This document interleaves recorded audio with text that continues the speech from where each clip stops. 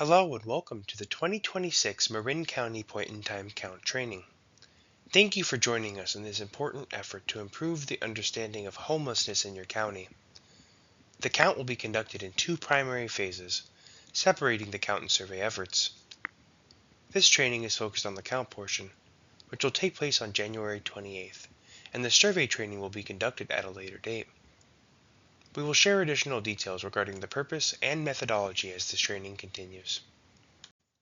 In this training, we will cover the following: the purpose of the point-in-time count, the definition of homelessness used for the count, how to conduct the count, and some reminders and next steps. There are several reasons why a point-in-time count is conducted. The U.S. Department of Housing and Urban Development, or HUD, requires all communities that receive federal funding for homeless services to conduct a point-in-time, or PIT count, of all persons experiencing homelessness during the last 10 days of January. Counts of people who are unsheltered, meaning living outdoors, in vehicles, tents, or other similar locations neither intended or fit for human habitation, are currently required every other year. In addition to meeting federal requirements, the point-in-time count provides valuable data for community understanding of homelessness. Data on the extent, prevalence, and reason for homelessness is also invaluable for local planning efforts and community understanding. This figure shows the different components that the count includes to make sure all people experiencing homelessness are represented in the count. You will be participating in the general street count, which is highlighted in the middle box on this slide. The general street count is a visual count of people who are currently unsheltered and will take place during the early morning hours on January 28th, before people begin moving through their day and before people staying in shelters leave the facility. Timing and coordination are important to avoid duplication, so areas surrounding shelter locations should be counted first.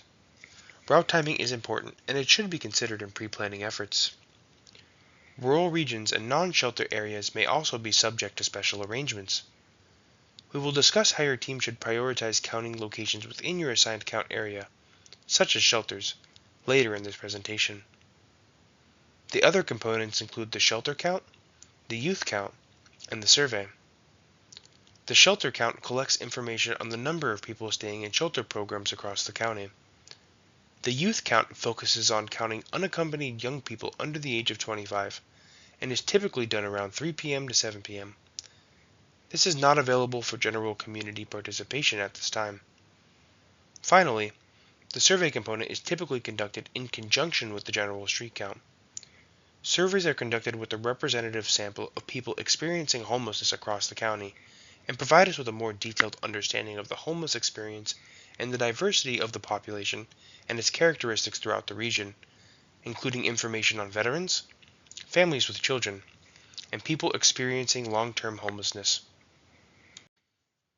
Here are some details to take note of for the upcoming point-in-time count.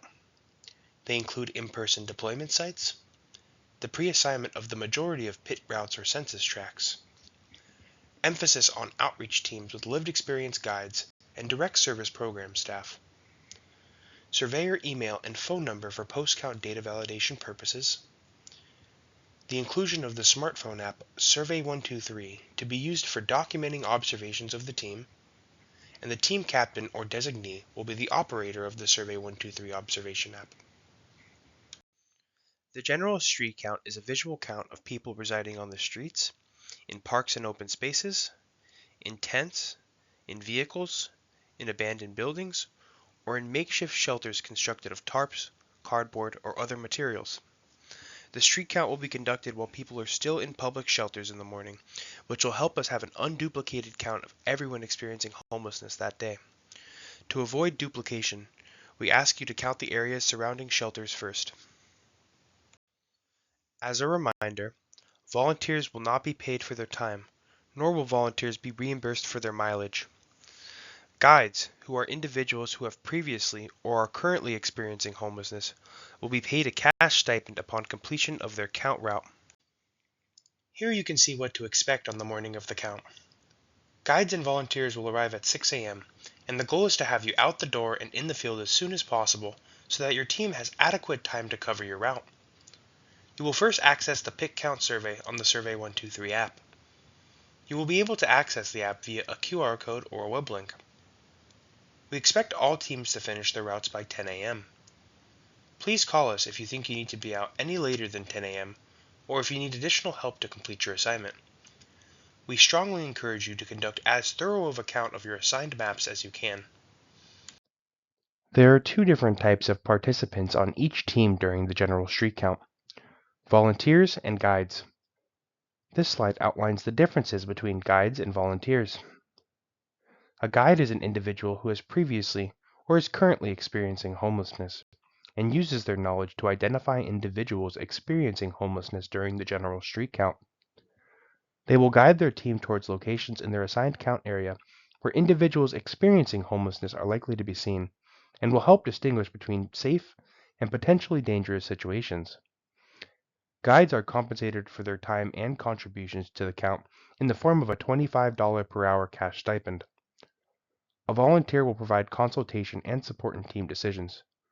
They will be in charge of transporting their count teams through the assignment and will help ensure that full coverage of the map is achieved and communicate with pit count organizers as needed.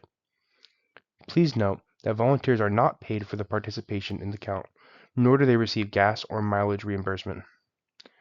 Teams should note that because we are covering the entire geography of your county, there may be instances where the guide is not personally knowledgeable about the specific route the team is covering. However, guides are still able to draw on their first-hand experience of homelessness to help identify potential locations or persons based off previous experiences and signs in the environment. If a team is confused on whether or not a person should be included in the count, we ask them to collaborate within their team to make an informed decision. All team members are in charge of ensuring the methodology is being followed, and should designate one team member to be in charge of marking the tally sheet, and one team member responsible for tracking the team's coverage of their count area. The next set of slides will outline how to use the data collection forms that you will use on the morning of the count. Each team will be able to select specific routes and be given maps of those routes, which will be emailed to you prior to the count. If there are issues printing the map, there will be a few locations across the county where a physical map can be picked up.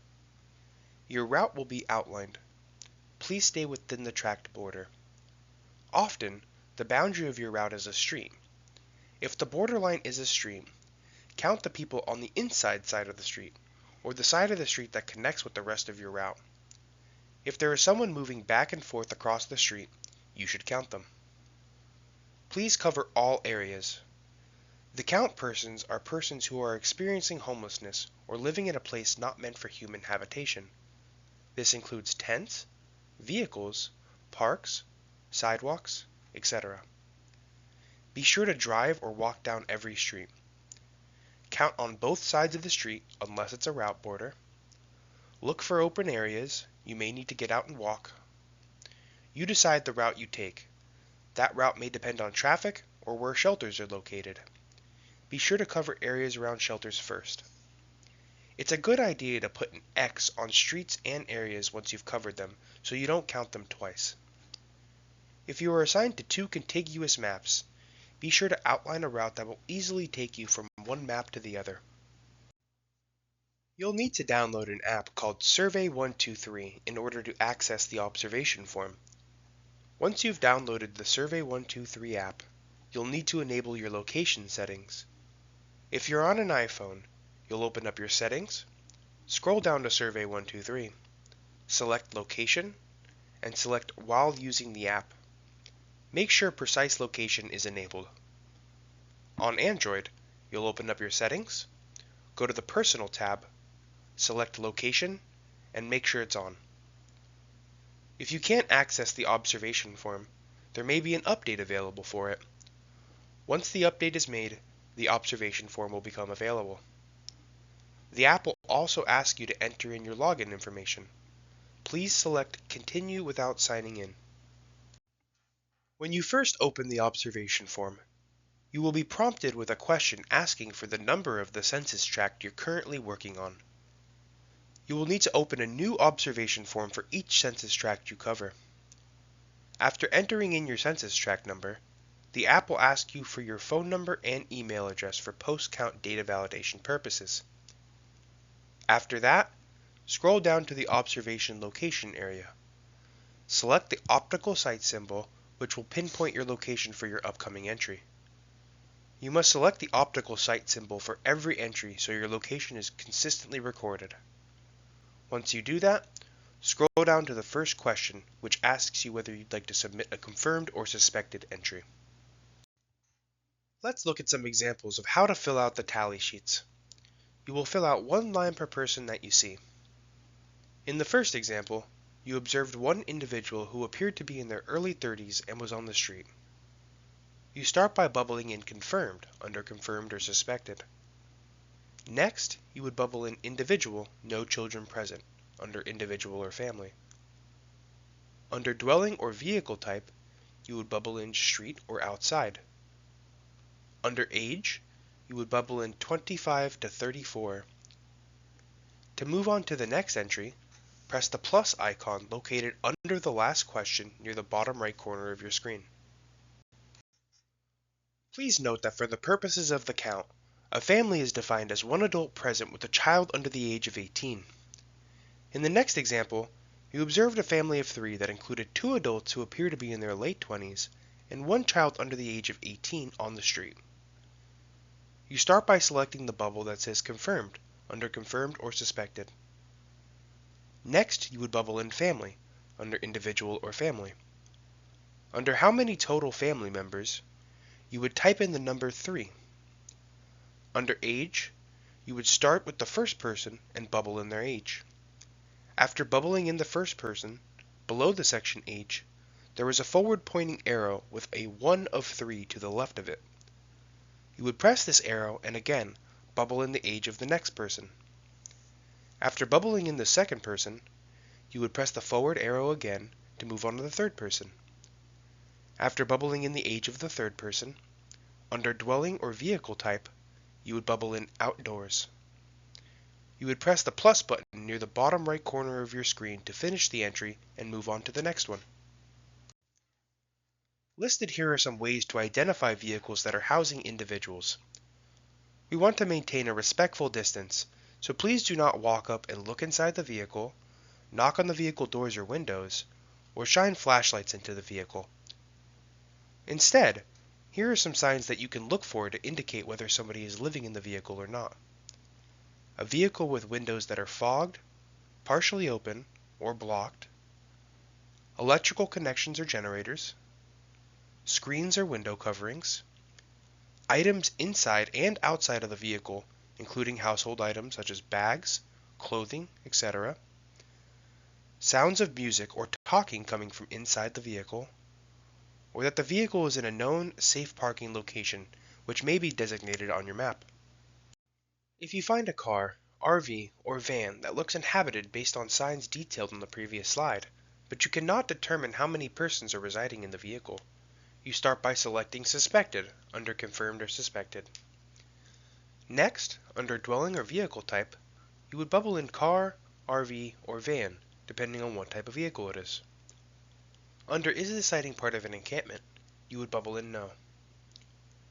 Additionally, we ask that you record the last 4 digits of the license plate of each vehicle you include in the count. The reason we request that you document the last 4 digits of the license plate number is to help us avoid count duplication. Vehicles move quickly, and this helps ensure that vehicles are not counted twice.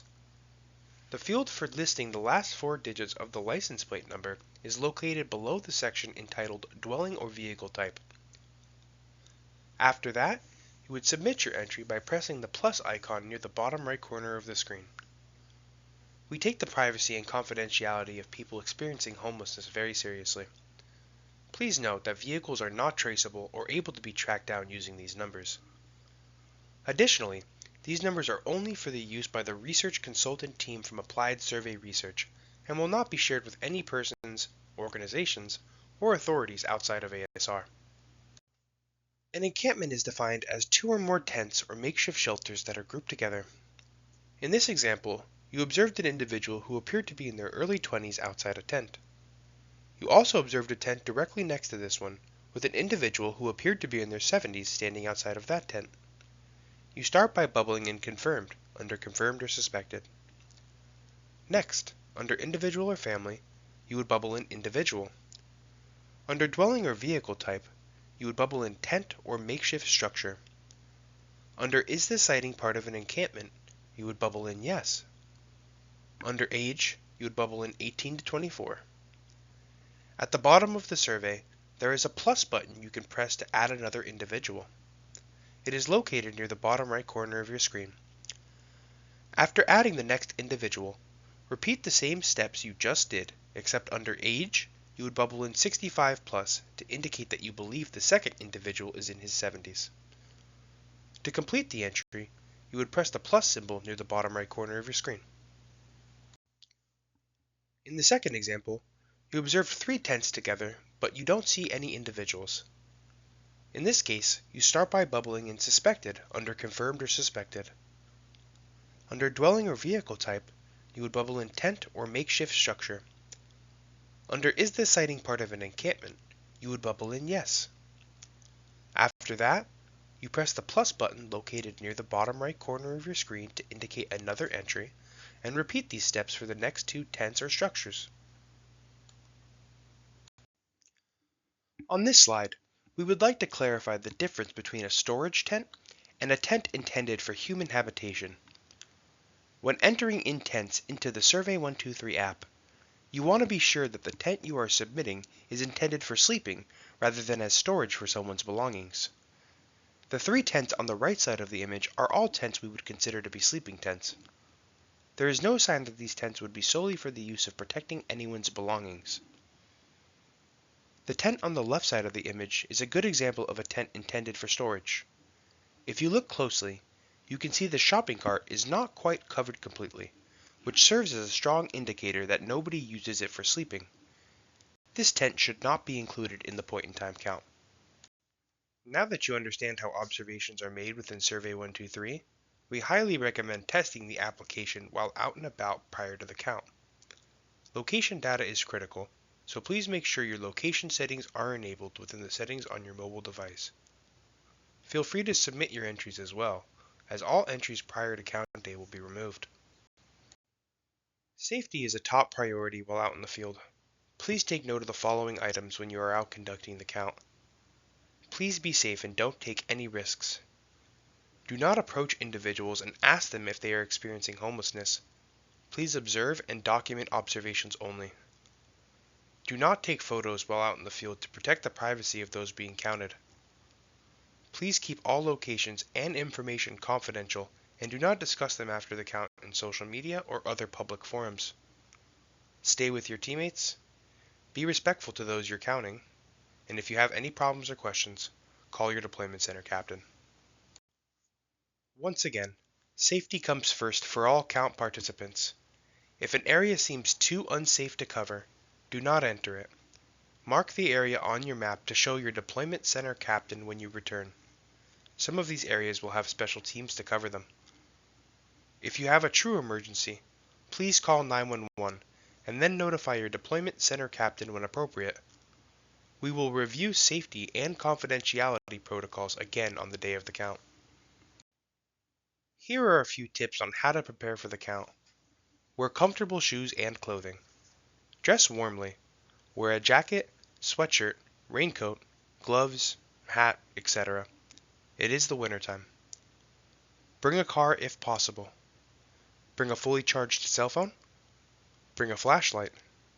And the count will happen rain, snow, or shine, so be sure to bring an umbrella or cold weather gear if necessary. And of course, be sure to get plenty of rest the night before. We will be in touch with you regarding any specific deployment location information, as well as reminders as we approach the day of the count. Please feel free to contact us at the listed email or phone number with any questions.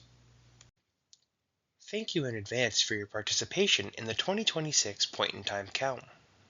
Please encourage your friends, family, and colleagues to join us in this year's count by directing them to the volunteer registration link. We couldn't do this without you, and we look forward to seeing you.